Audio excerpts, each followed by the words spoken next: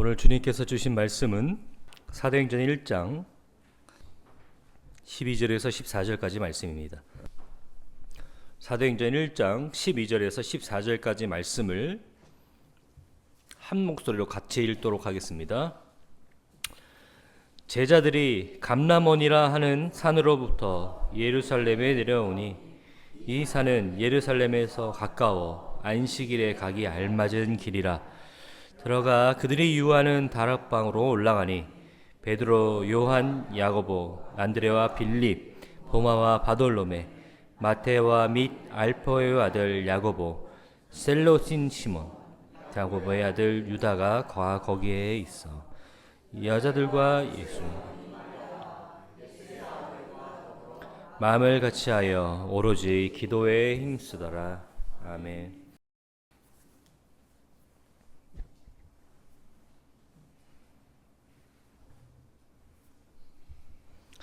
지난 시간 우리는 사도행전을 시작으로 예수 그리스도의 증인된 삶을 요구하시는 예수님의 지상 명령, 그것이 어떤 권능으로, 어떤 능력으로 행해지는 것인지 함께 나누었습니다. 맞습니다. 우리가 전도를 하든 우리의 삶에서 예수 그리스도를 나타내든 그것은 성령님의 능력으로 말미암아 부활의 신앙을 믿는 우리들에게 맡겨진 사명이요, 또는 성령님으로 말미암아 가능한 것들입니다.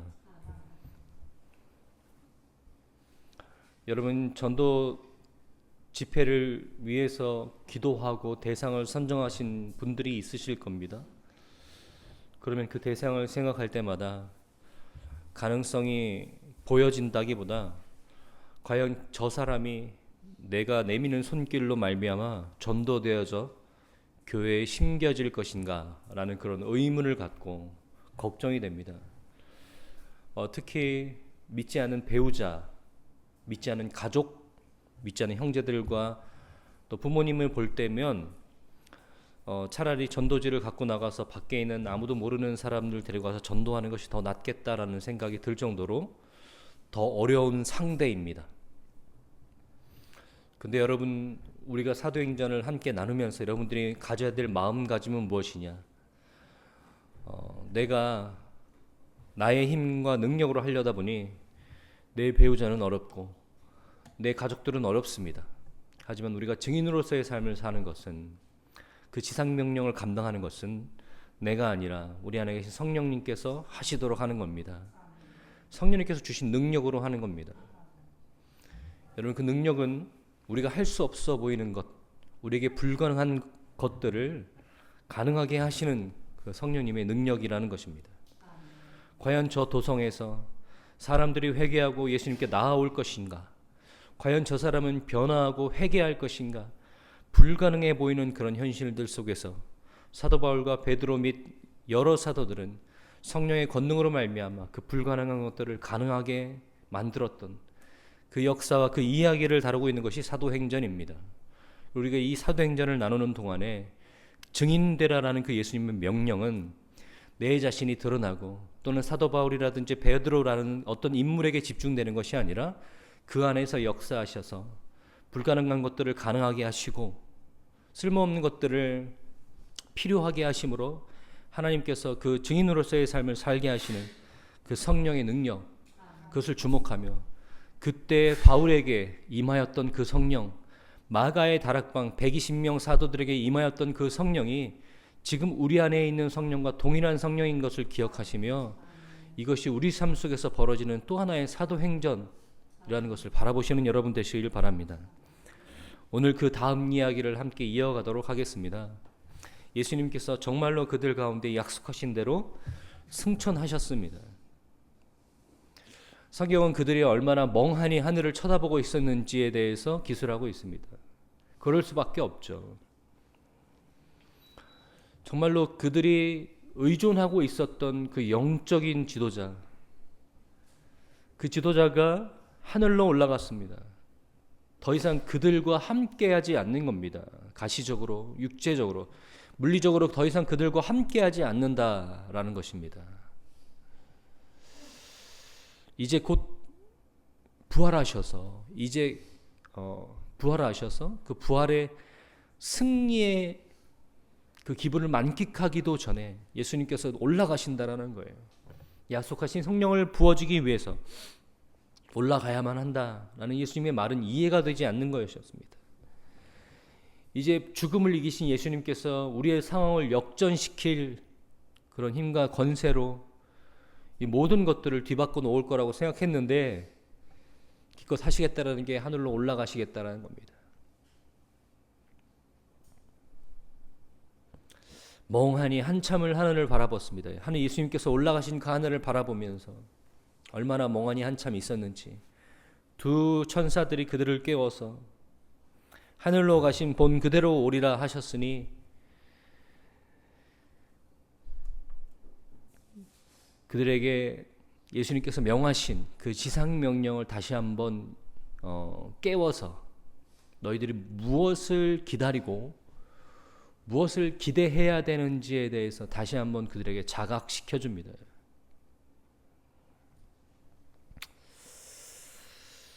그래서 그들이 감람원이라 하는 산으로부터 예루살렘으로 내려와 다락방에 모여 마음을 같이하여 오로지 기도에 힘쓰더라. 이런 장면들을 오늘 보게 됩니다. 그들은 그런 상실감과 허무한 마음들 느꼈겠지만 거기서 그치는 것이 아니라 그 마음을 가지고 내려와 기도하기에 힘쓰기 시작했습니다. 여러분, 이것은 초대교회가 가지고 있었던 아주 바람직하고 대표적인 모습, 우리가 회복하고 배워야 될 모습 아닙니까? 교회에 모여서 기도에 힘쓰는 것. 예수님을 소망하고 바라는 사람들의 모임은 항상 기도에 힘쓰는 것. 네, 그들은 기도에 힘쓰고 있었습니다. 이 다음 이야기가 어떻게 벌어지는지 우리는 너무나 잘 알고 있습니다. 그들에게 성령이 임하고 그들이 방언을 받고 그들에게 놀라운 일들이 벌어지죠. 주변 사람들이 놀랄 만큼 놀라운 일들이 벌어집니다. 우리는 여기서 그들이 성령의 권능을 받는, 성령의 능력을 받는 이 기도, 오로지 기도에 힘쓰는 이 기도에 대해서 성경이 이야기하고 있는, 우리는 별로 주목하고 있는 것 같지 않지만 이 기도에게 굉장히 중요한 조건들, 이것을 오늘 함께 나누려고 합니다. 첫 번째는 그들은 그냥 기도에 힘쓰는 것이 아니라 마음을 같이하여 기도에 힘썼다라는 거예요. 마음을 같이하여 기도에 힘썼다. 여러분, 이것이 두각돼 보여지진 않지만 본문이 이야기하고 있는 기도의 중요한 조건이라는 것입니다. 우리는 여기서 기도에 힘쓰는 것, 여기에 집중합니다. 무언가 우리가 원하는 것을 얻기 위해서는 기도하는데 그 기도가 정말로 중요한 건 뭐냐면 힘써서 기도하는 것. 여기에 더 힘이 실립니다. 이것이 익숙합니다. 타 종교들도 바라는 것처럼 이것은 종교적으로 우리에게 익숙한 부분입니다. 그런데 오늘 본문 말씀은 기도에 힘쓰는 것보다 더 중요한 건 마음을 같이 하여 기도한다라는 거예요. 여러분, 그 장면들을 한번 우리가 상상해 보죠. 제자들이 보는 그 앞에서 예수님께서 승천하셨습니다. 예수님께서 승천하시는 그 사건이 그들에게 성령을 가져다 줄 기대보다는 상실감과 허무함이 더 컸을 거라고 생각합니다. 더 이상 예수는 우리 옆에 없다라는 거예요. 예수가 더 이상 우리 앞에 없다라는 것을 자각한 사람들은 어떤 생각이 들었을까요? 저 같았으면 이럴 것 같습니다. 형님, 그동안 수고하셨습니다. 나중에 밥 한번 합시다. 나중에 만나면 반갑게 인사합시다. 하고서 그 조직에서 벗어나든지 더 이상 그 사람들과 연을 맺지 않는다든지 고향으로 돌아갔을 것입니다. 그도 그럴 것이 그들은 사실은 서로 묶일 수 없는 존재들이었습니다. 사실은 그들은 원래 하나 될 수 없는 존재들이었습니다. 마태 같은 사람은 친로마 성격을 가진 정부에서 하달된 일을 하는 사람이었습니다. 베드로 같은 사람은 열심당원이라 그래서 항상 허리에 칼을 차고 이 로마의 정부의 기대서 녹을 먹고 사는 이 친로마 사람들을 보면 암살을 꿈꾸는 질럿 땅이었습니다.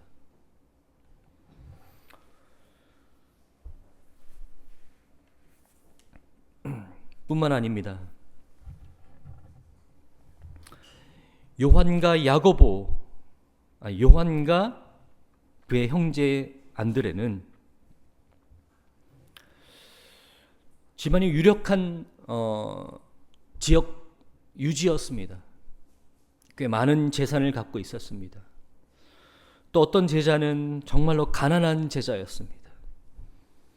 사회적으로, 경제적으로, 신분적으로, 위치적으로 각각 다른 사람들이 모여 있었습니다. 함께 할 수 없는 사람들이 모여 있었어요. 그런데 예수라는 존재가 그들을 하나로 묶었습니다. 예수라는 존재를 따라다니고 그들의 제자 되는 것이 그들의 정체성을 좀 녹여낼 수 있는 그런 하나의 매개체였는지도 모릅니다. 그렇지만 더 이상 예수가 함께하지 않습니다. 그러면 더 이상 그들은 함께할 명분이 사라졌다라는 것이에요. 그런데 그들은 여전히 함께 모여서 한 마음으로 기도에 힘쓰고 있었습니다. 여러분, 재미있는 사실 하나가 있습니다. 사도행전을 누가가 썼습니다.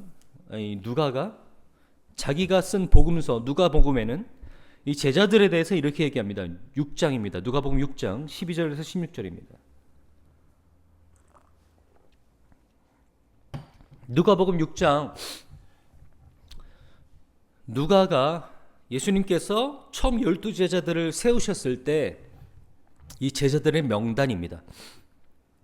이때 예수께서 기도하시러 산으로 가사 밤이 새도록 하나님께 기도하시고 밝음에 제자들을 부르사 그 중에서 12를 택하여 사도라 칭하셨으니 곧 베드로라고 이름 주신 시몬과 그의 동생 안드레와 야고보와 요한과 빌립과 바돌로메와 마테와 도마와 알페오의 아들 야고보와 셀롯이라는 시몬과 야고보의 아들 유다와 예수를 파는 자 될 가롯 유다라.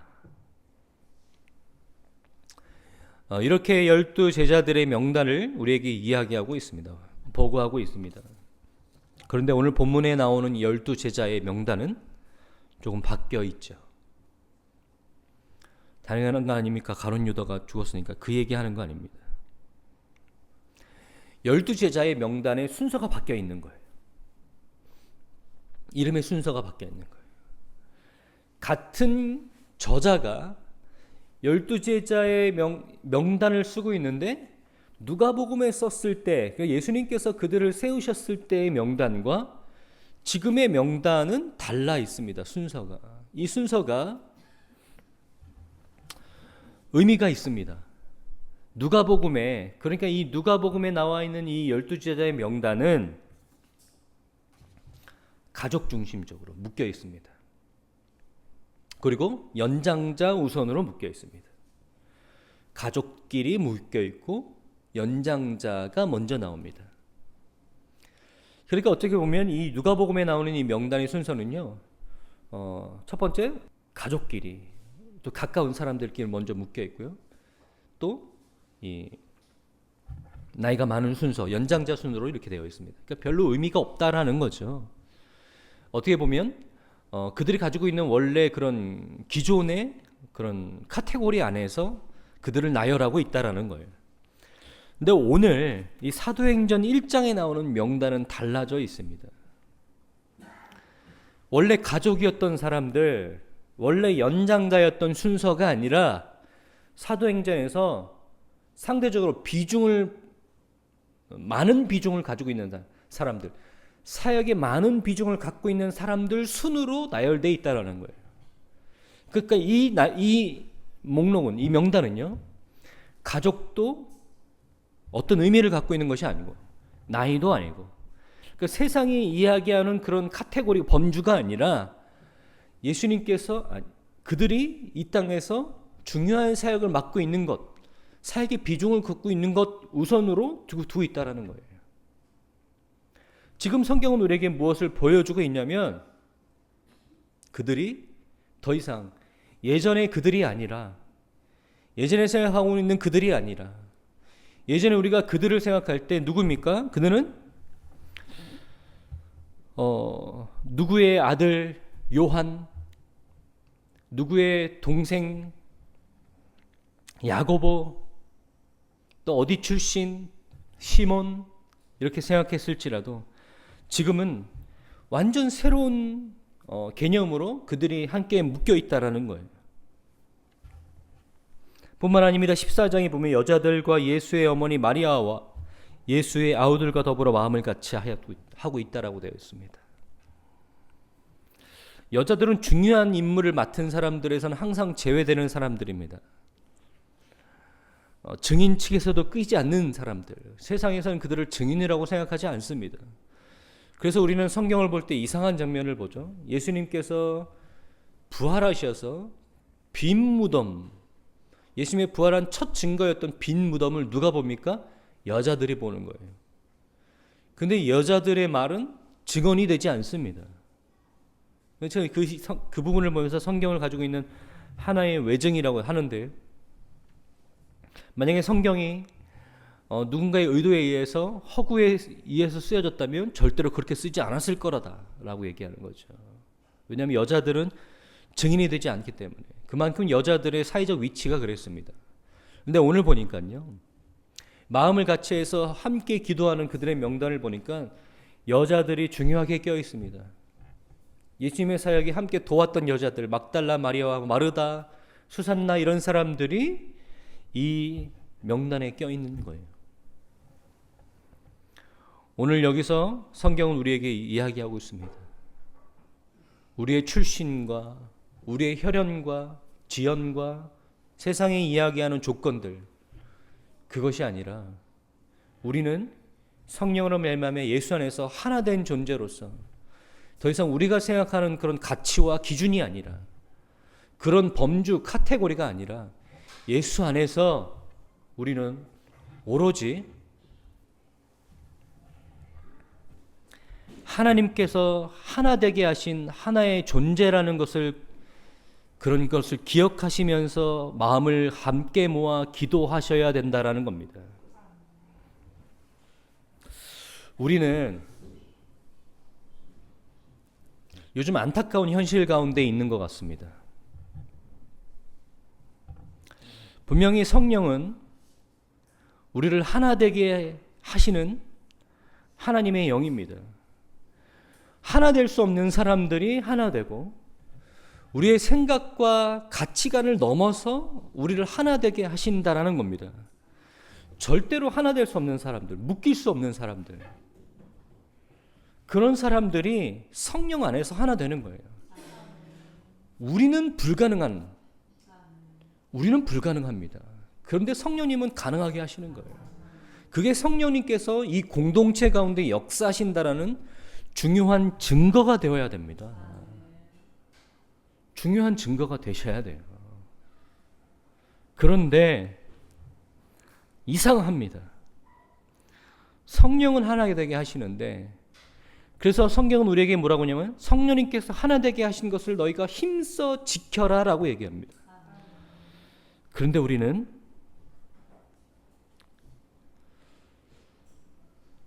자꾸 다른 가치관을 가지고 서로를 나눕니다.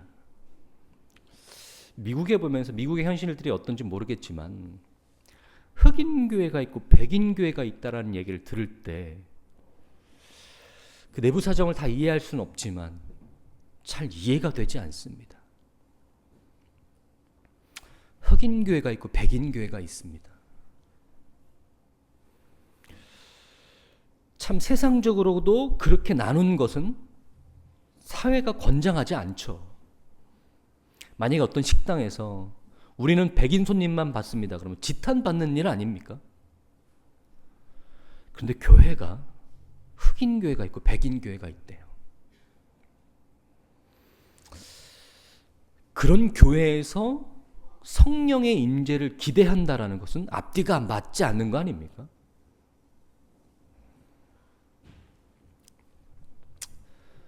남 욕할 것 없이 한국 교회로 돌아가 봅시다. 한국 교회 안에 여러 가지 프레임이 존재합니다.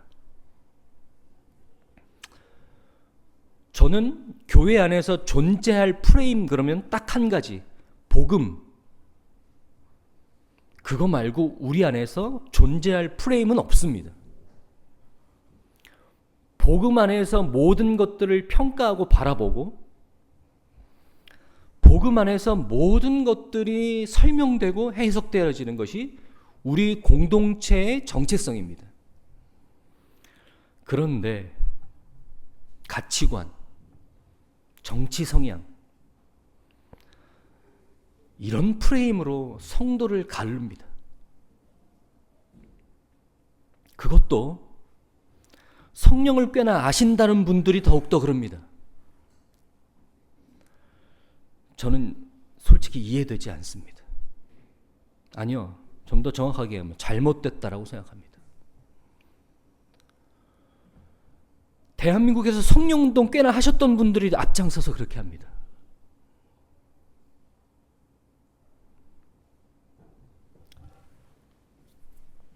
하나 될 수 없는 존재들이 성령님께서 하나 되게 하셨어요. 초대교회는 더욱더 그랬습니다.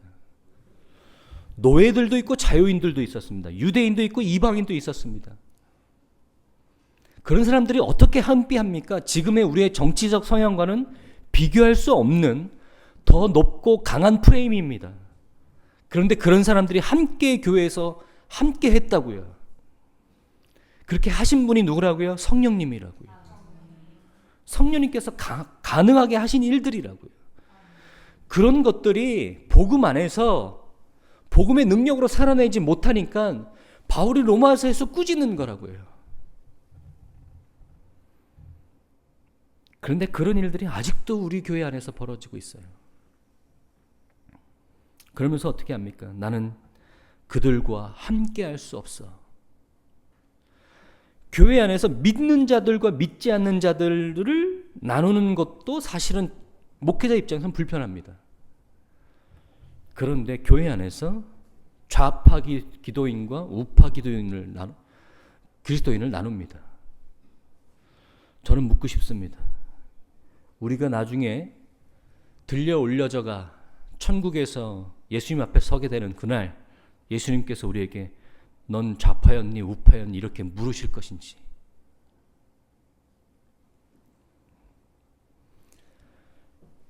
예수님은 절대로 함께 묶일 수 없는 그 베드로와 마태 같은 사람들 발을 씻기시면서 내가 너희를 사랑한 것 같이 너희도 서로 사랑해라.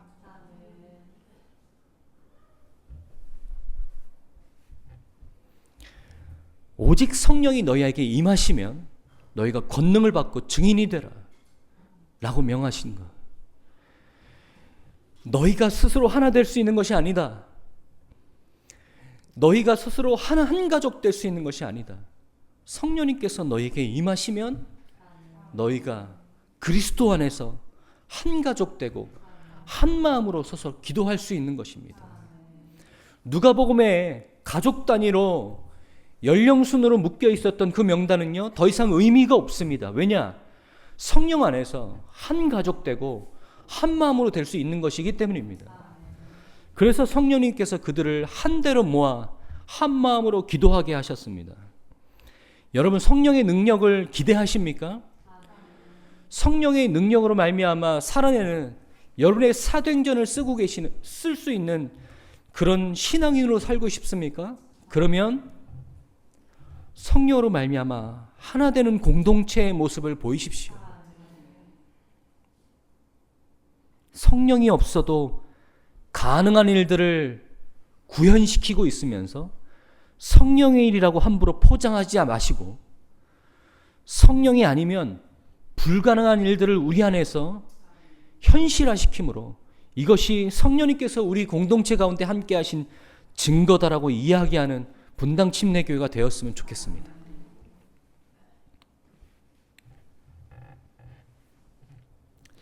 마음을 같이하여 그가 함께 기도하였습니다.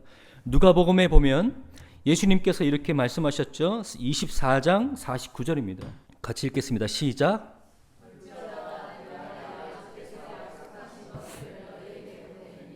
너희는 위로부터 능력으로 입혀질 때까지 이 성에서 하시니라.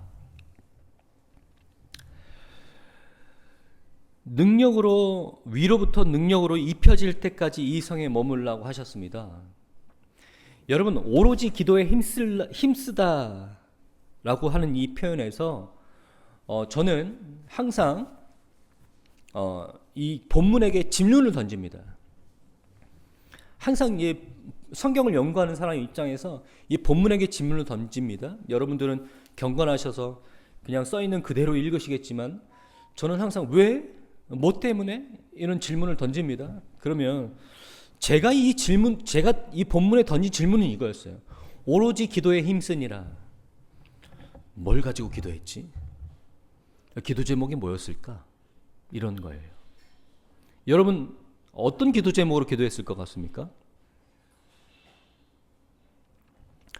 어떤 기도 제목, 그들이 모여서 한 마음으로 오로지 기도에 힘쓸 때 어떤 기도 제목으로 기도했을까요?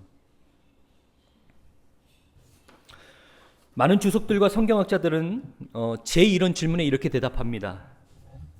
그들이 오로지 기도에 힘썼던 이유, 그리고 그들이 모여서 기도할 때마다 늘 함께 기도했던 그 기도 제목은 무엇이냐? 예수님께서 약속하신 그 성령을 받기 위해서 기도했다라는 거예요. 약속하신 것을 위해서 기도했다라는 겁니다. 누가복음에도 너희가 위로부터 능력이 입혀질 때까지 이 성에 머물라 라고 얘기했죠. 오늘 사도행전에도 보면요, 너희가 오직 성령이 너희에게 임하시면 너희가 권능을 받고 예루살렘과 온 유대와 사마리아 땅 끝까지 이르러 내 증인이 되리라 하시니라. 약속하신 것을 너희가 받을 때까지는 너희가 예루살렘을 떠나지 말라라고 예수님께서 명령하셨습니다. 이 제자들이 지금 와서 기도하는 것은 하나님께서 예수님께서 우리에게 약속하신 것을 우리에게 이루어 달라라고 기도하는 것입니다. 여러분들도 그런 기도 제목으로 기도하셨으면 좋겠습니다. 맹목적으로 그저 내가 바라는 것이 있어서 주님 앞에 나가서 기도하는 것, 나의 필요와 내 어떤 소망을 가지고 주님 앞에 나가서 기도하고 그것을 주님 앞에 조르고 기도하는 것이, 기도에 힘쓰는 것이 아니라 여러분에게 약속하신 것들, 하나님께서 여러분에게 말씀하신 것들을 여러분의 삶 가운데 이뤄달라고 기도하시는 여러분 되시길 바랍니다. 그 기도에 힘쓰시는 여러분 되시길 바랍니다. 하나님께서 여러분에게 약속하신 것들이 있죠. 여러분에게 소망을 주시고 여러분에게 주신 기도 제목들이 있습니다. 그러면 여러분 어떻게 하셔야 됩니까? 그 소망을 품고 반드시 기도하셔야 됩니다. 여러분이 앉아서 기도할 때마다 하나님께서 여러분에게 약속하신 것들을 가지고 그것을 붙들고 기도하셔야 됩니다. 여러분 오늘 기도에 힘쓰는 것, 여러분 그들이 어떤 모양으로 기도했는지 첫 번째 그것이 중요하고, 그들이 가지고 있던 기도의 방향, 그것은 하나님께서 약속하신 것들을 우리에게 이루어 주시옵소서. 뭡니까? 예루살렘을 떠나지 않고 그들이 있었던 함께 기도했던 이유가 뭡니까? 예루살렘을 떠나지 말라고 하셨어요. 왜요? 약속하신 성령을 너에게 보내줄 것이니. 여러분, 하나님께서 여러분에게 약속하신 것들이 있죠. 언약하시고 말씀하신 것들이 있죠. 여러분 최소한 그런 것들이 있다면 여러분 기도에 힘쓰셔야 돼요. 늘 기도하는 자리에 있어야 돼요. 오로지 기도에 힘쓰니라 라는 표현을 보니까요, 여러분이 잘 알고 있는 디모데전서에 보면 범사에 쉬지 말고 기도하라라는 그 표현과 똑같아요. 원어가 가지고 있는 의미가 뭐냐면 행인 코프라는 겁니다. 행인이라는 것은 어디에 걸려 있다라는 거예요. 코프는요, 기침이라는 거예요. 지금 저처럼 기침이 목에 걸려 있는 것 같은 거예요. 여러분, 제가 지금 상태가 나쁘진 않지만 상태가 안 좋았을 때 어떻습니까? 입만 벌려도 기침이 나옵니다.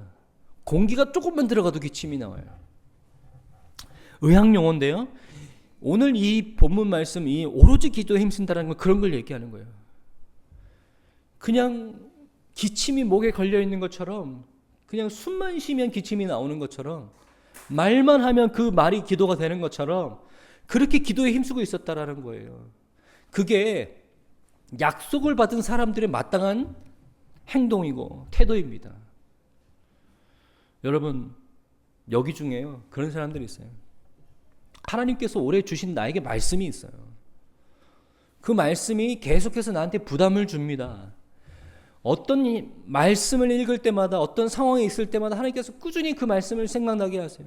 나에게 주신 말씀이 있어요. 나를 밀어내고 흔드는 말씀이 있단 말이에요. 그런데 별로 기도는 안 해요.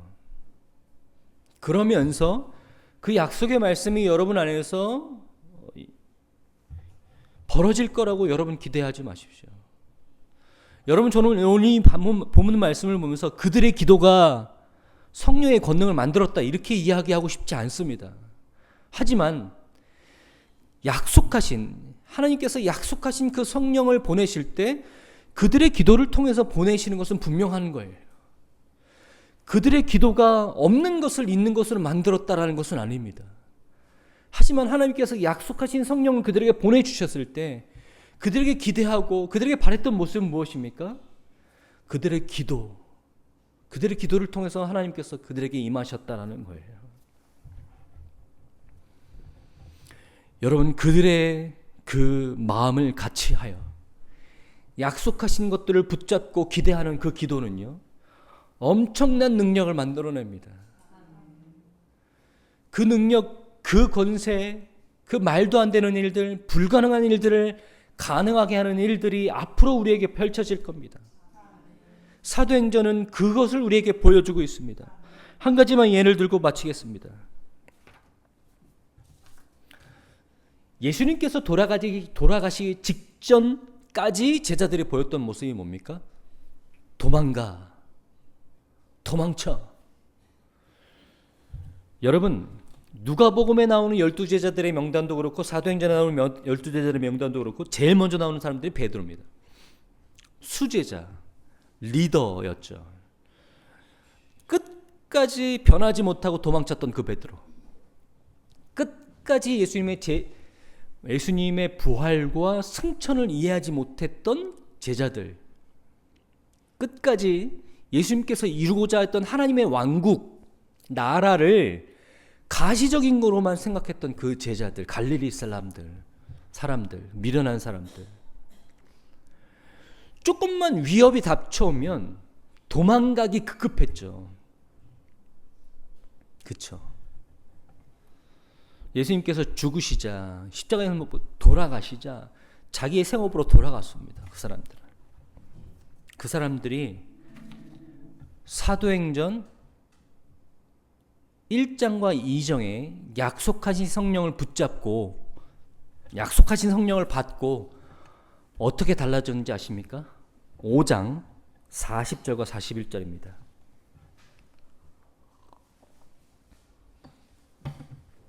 같이 읽도록 하겠습니다. 시작. 그들이 옳게 여겨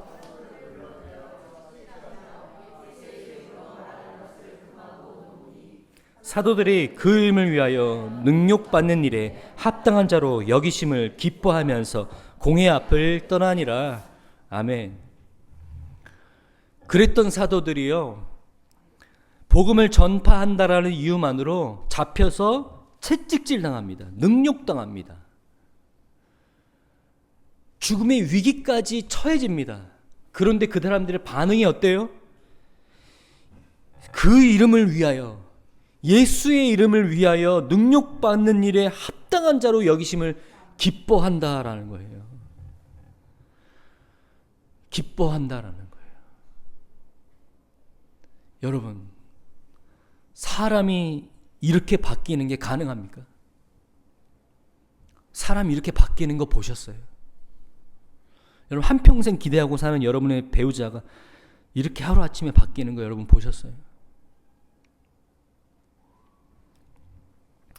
여러분, 사도 바울이요, 예수님 만나고 그의 능력으로 복음을 전파할 때 몇 번 죽음의 위기까지 갑니다. 사람들이 죽은 줄 알고 성 밖으로 버려버렸어요. 그 사도 바울이 겨우 생명의 끈이 연결돼서 깨어났겠죠. 사람들이 죽은 줄 알았다니까요. 깨어났어요. 그 깨어난 사도 바울이 어떻게 했을 것 같습니까? 죽다 살았네. 그리고 뒤도 안 돌아보고 떠났겠죠. 저 같은 사람들은 그랬을 겁니다. 일어나서 다시 그 성으로 들어갑니다. 여러분, 그게 누구 때문에, 그게 무엇 때문에 가능한 겁니까? 사도 바울이 그런 사람이기 때문에 가능합니까? 아닙니다. 우리 안에 계신 성령님께서 우리는 불가능한 일들을 가능하게 하시는 겁니다. 앞으로 우리는 그런 것들을 보게 될 것입니다. 우리는 그런 것들을 보면서 같은 소망을 가져야 됩니다. 그때 그 사도 바울에게 임했던 성령, 그때 그 초대교회에 임했던 성령, 그때 그 마가의 다락방에 임했던 성령이 지금 우리에게도 임하고 있다라는 것을 생각하시면서, 나는 제한했던 내 능력, 나는 함부로 꿈꾸지 않았던 내 인생의 사도행전들을요, 사도행전을 통해서 우리가 성령의 능력을 깨닫고 그 성령님께서 우리를 통해서 행하실 일들을 기대하며 여러분의 사도행전을 쓰시는 여러분 되시길 바랍니다.